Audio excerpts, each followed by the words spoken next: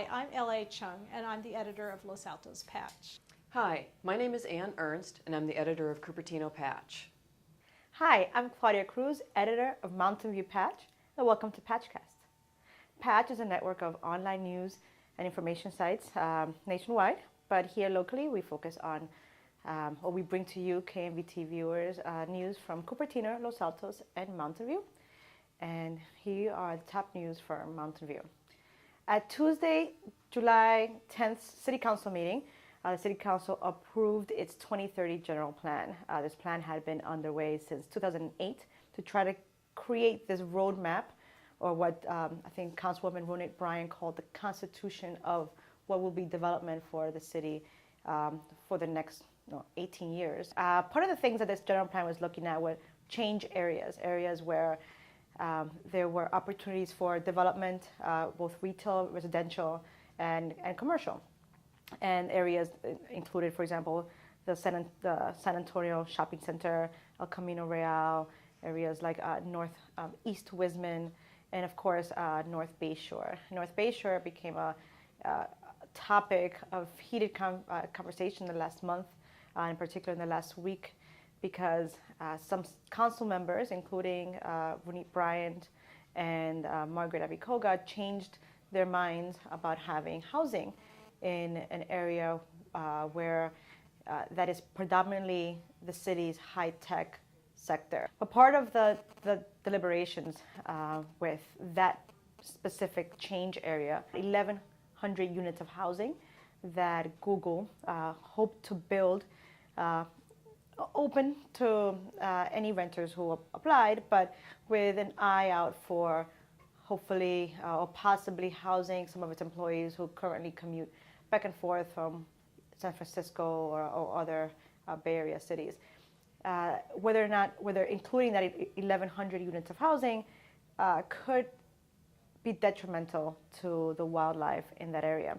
On the straw vote that occurred in the study session last week, Tuesday, July 3rd, council members the vote was 4-3 against housing. And many people thought that possibly Councilwoman Abikoga would have been able to swing over and help get a majority to try to bring housing to the area. But that was actually not the case. What happened at the council meeting last night was, there was 25 members of the public who spoke, possibly pretty evenly split between wildlife conservationists and people who just want to maintain a current type of pristine tranquility in the area, versus those who are really looking to try to increase the amount of housing in the city, as well as potential for the retail area. But instead of it being 4-3, it was actually 6-1. Mayor Mike Kaspersak and Councilmember John Inks crossed over the aisle, or were persuaded by the impassioned comments by their council members, and voted against housing in North Bayshore. What that does, however, with the general plan being approved with that alternate look at North Bayshore, another change that they made was that instead of completely focusing on the East Wisman area for just a sort of a bird's eye view and really, eagle eye changing of that area, they're now going to go back and look at the San Antonio shopping center change area more closely to make sure that the plans that are currently in development by developer Maloney Geyer actually fits the vision that the city wants for that area. One of the things that was raised was that, literally and figuratively, was the floor area ratio, or FAR, or FAR as some people call it, which is the amount of building that can occur in I think it's usually an acre of land. And before last night's meeting, it was at a 0.35 for an acre in North Bayshore. Now it's has increased to 1.0, which means that companies like Intuit and Google, who had stalled some of their development for which is in this case office space, because they can now not have any housing, had stalled that waiting for just a roadmap to figure out how high they can or how high and how much space they can actually use it up. So that was a pretty big accomplishment for the City Council. It's going to change and move forward plans for development in Mountain View, and we look forward to bringing you more. An arrest has been made by the Mountain View Police Department of the man whose car lost control and drove into William Ware on Thursday, June 21st. Matthew Pumar, 21, has been charged by the Santa Clara District Attorney's Office with vehicular manslaughter with gross negligence for the incident that, again, cost the life of Ware, who was at the corner of Escuela Avenue and California Street, and on Thursday morning. And this car, driven by Pumar, allegedly ran a red light and was speeding. Pumar posted bail of $100,000. The family has released a statement to Patch that they are happy with the course that this investigation has taken, and they're happy with the relationship and the work of the Mountain View Police Department. However, they are saddened by the fact that this tragic incident has now affected 2 families. The Mountain View Fire Department has 3 new firefighters who graduated as part of the Joint Fire Academy on Friday, June 29th. These 3 firefighters were part of the Dirty Dozen, 12 guys who, along with new firefighters in Palo Alto and San Mateo, took advantage of the coursework. So 13 weeks of course of training and rescuing and burning buildings, burning cars, but learning everything they needed to know to try to make us more safe. Here's a couple pictures of the guys and their camaraderie.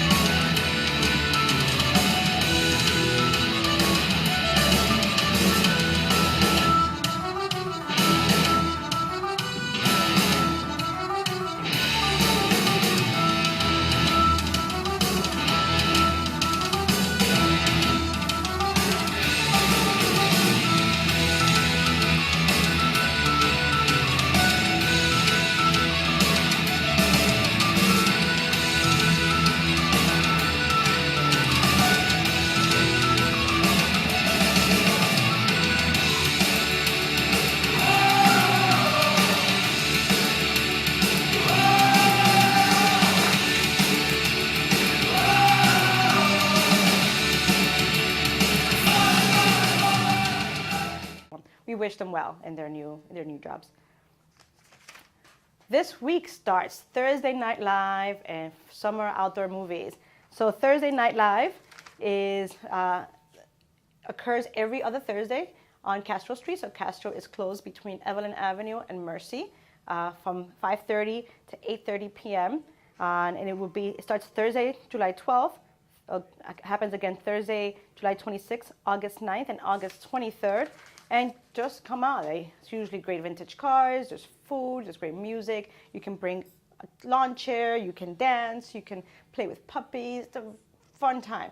So stop by Thursday Night Live. Firefighters are there giving out stickers and safety tips. So the police department, city staffers are informing residents about how to save energy, how to conserve the parks. It's a great way to spend a Thursday afternoon. But if you also want to spend more time outdoors this summer, head to summer outdoor movie nights. So pack up your picnic basket and head to your local park, because that's where it's all going to be taking place. A lot of child and family-friendly movies, which I think the adults happen to enjoy as well. So on July 13th, Kung Fu Panda is at Cuesta Park. July 20th, Puss in Boots is at Wisman Park. July 27th, The Incredibles at Eagle Park. August 3rd, The Muppets at Stevenson Park. August 10th, the movie Cars at Sylvan Park. And on August 17th, the movie Happy Feet, and that will be at Rengstorff Park. You can get there probably as early as 5:30, but the movie won't start until dusk, until right after the sun sets. So again, it's fun times, and hopefully you will be there. And Patch News today, I thought I would start with a thing that we all love to talk about in Los Altos and Los Altos Hills, which is real estate. Los Altos Hills made news again nationwide because this year the county assessor, Larry Stone, had completed his assessment of the famous $100 million house on La Paloma in Los Altos Hills. This was purchased by tech entrepreneur Yuri Milner, who is a Russian entrepreneur who's worth about $1 billion that Forbes estimates. And he made news last year when he bought this home that was built by ESS Technologies founder Fred Chan for $100 million. Everyone from the Wall Street Journal to Forbes to a number of publications in the UK have written about this because who's ever paid $100 million? A lot of people thought that Aaron Spelling's home down in Holmby Hills near Beverly Hills in Los Angeles, they thought Aaron Spelling's home would top that when it finally sold. But that only got up to $85 million when it sold last year. So people were kind of waiting to see what would happen with the assessment rolls. This is very kind of bureaucratic thing that happens every year. The assessor has to assess property for its fair market value. And beginning July 1st, he delivered the assessment rolls to the tax collector. And lo and behold, Yuri Milner's $100 million house lost half of its value overnight. On July 2nd, the Assessor Stone had sent out a press release, or actually he just announced, he didn't send out a press release, he announced that the Yuri Milner home was now worth $50 million. They had gone through an extensive appraisal process to determine fair market value. They had sent appraisers to the home, which is a 25,000 square foot plus main house, plus a 4,600 square foot plus or minus guest cottage. And they had assessed the value of the property. It had gone through various levels of reviews. They have sort of a protocol where more senior appraisers have to review the work of the other appraisers, and had finally settled on $50 million as the fair market value. Assessor Stone said he knew there was going to be a lot of scrutiny of this because, of course, it had made all those headlines. This equals about $600,000 of property tax for the schools and the city, so they're pretty excited about that. The reason why they're not deflated is, of course, the valuation of home before this reassessment was lower than that, and so roughly they're getting double what they might have gotten. So even though it's worth $50 million less than he paid for it, it is still worth twice as much in property tax rolls, and he can probably feel grateful that he doesn't have to pay property tax on the value on the money that he paid for it. So that's a pretty exciting story from all accounts. The second thing I wanted to bring up was a lot of people were kind of curious about how this process worked in addition to the appraisers. Most people who own homes are familiar with the idea of comparables, finding comparables in your neighborhood or finding comparables for these homes. When you get into the rare stratosphere of very large mansions that are all unique, it becomes harder to find comparables in the immediate neighborhood, even in Los Altos Hills. So they went as far as, well, they went in Los Altos Hills, they went to Saratoga, Portola Valley, Hillsboro, Portola Valley, Hillsboro. They went to several cities, and they also went down to Beverly Hills, or rather Holmby Hills in Los Angeles, and looked at Aaron Spelling's home. That one was a bit out of the league, however, because it is twice as large. It was a 50,000 square foot home, and so they knew it wasn't even valued at the $85 million that was paid for that home. The other thing is people were very curious about what's in this house, in that 25,000 square feet plus the other things, and it has kind of what you'd expect for a mansion. You know, it has a ballroom, a game room, a media room, an indoor pool, a sauna, a pool. A library. There's 2 3-car garages, tennis courts, of course, which you can see from the aerial shot on Google Maps, 14 bathrooms, and something that Assessor Larry Stone said he had not ever seen, and he's seen a lot of nice houses, he says, it has its own private car wash. And I'll leave you with that little thought. And now I'm moving over to another piece of real estate news. Cisco CEO John Chambers, who up until fairly recently was a Los Altos Hills resident until he moved to Palo Alto, has put his home on the market in Los Altos Hills. This is a home on Via Feliz, and it is on the market for $14.8 million. Chambers does entertain at this home, and so it's advertised as having terraces and manicured gardens and just a really lovely place to do large gatherings. He just recently did a large gathering at his new home in the Palo Alto foothills, just next to Foothills Park, when he hosted Ann Romney, that's Mitt Romney's wife, at the end of May, for a very nice ladies' luncheon there that was co-hosted with Meg Whitman. Moving on in the news, I also wanted to talk about some police news. Everyone is very relieved. There was an alert that went out on Tuesday for a man in a Los Altos Hills resident who was missing. His wife had last seen him on Sunday where he was walking over by Eastbrook and Loyola. This is not too far off of 280 and next to Rancho San Antonio Park, or their home is not too far from Rancho San Antonio Park. And she was very concerned because by Monday morning he had not returned. And he was last seen on foot. So the police sent up, the Santa Clara County Sheriff sent up a helicopter. They looked in the neighborhoods, they canvassed the whole area. Nothing was seen from the helicopter. At night, they had a special heat sensing device. I've forgotten the name of this, but they couldn't, using infrared, and they couldn't detect anyone there. They had sent out canines and who had picked up his scent in Rancho San Antonio, but couldn't find him. By Tuesday morning, they were very concerned. And then they put into action Alert SCC. And this is an emergency notification system that all of us, all around Santa Clara County can use. What this does is that if you have a specific emergency situation or notification, the police and authorities can send out emergency notifications to those people who are signed up. And they can do it within zip codes, they can do it within households, they do it by phone numbers and prefixes and all of that.